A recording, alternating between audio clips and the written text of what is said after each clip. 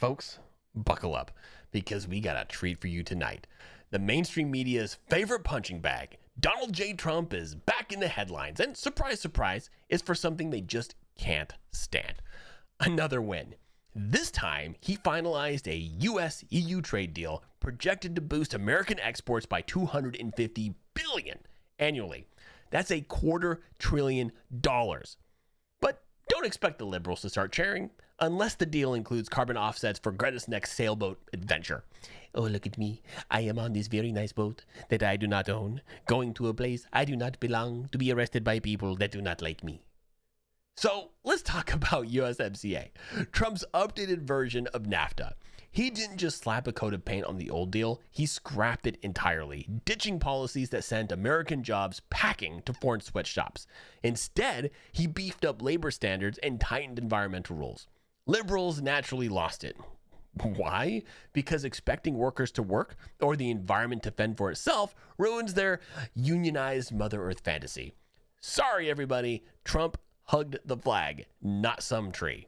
And the results speak for themselves. Between 2017 and 2020, Trump's America First export policies ramped up U.S. trade with Europe by 12%. This was his first term. That is a lot of American goods heading across the pond. But leave it to the left to spin success into sin. They called it neocolonialism, which we've learned is liberal code for stop overshadowing our overpriced cheeseburgers, which is shocking, really, coming from the people who insist we buy local. But here's where things get even better. Remember when the Supreme Court curbed Trump's recess appointment powers? Democrats threw themselves a party, claiming it was a win for democracy. But let's translate. They were ecstatic because it kept Congress on a part-time schedule. Only liberals could celebrate turning the legislative branch into a siesta break.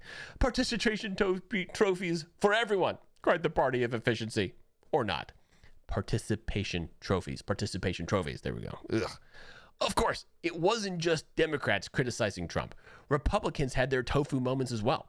Faced with opposition from the GOP's soy-based flavor-free wing, Trump stood his ground.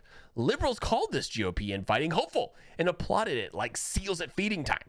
Pardon me, but they'd cheer for just about anything, including burnt toast, if it meant Trump's grill went cold. And spoiler alert, the man's cooking.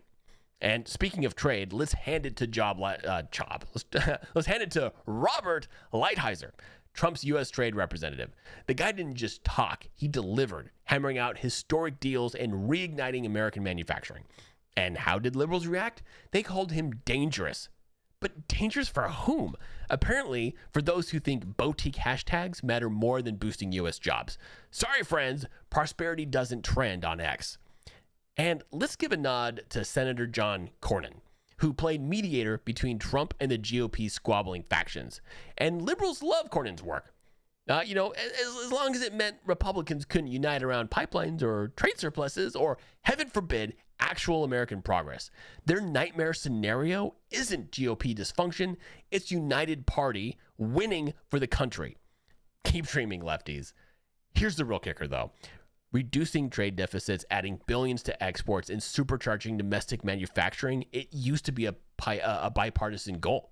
But with Trump in the driver's seat, liberals care more about the man than the mission.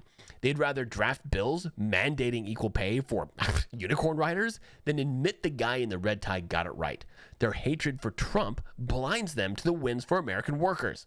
The bottom line is clear. Fair trade deals, job creation, and cutting deficits aren't red or blue objectives. They're red, white, and blue.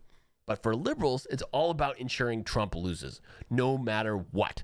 If that's the hill they want to die on, then let them. Just don't expect us to send care packages from Utopia. As for the rest of America, we'll take the winning, and thank you very much. That wraps up our guided tour through bureaucracy's funhouse. If you got a chuckle or an eye roll, hit like. It's basically civic duty.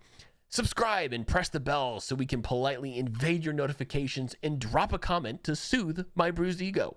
Sharing this with your favorite policy wonk is fun because there's nothing more they love than a good rant. Until next time, stay skeptical. Stay skeptical? Stay.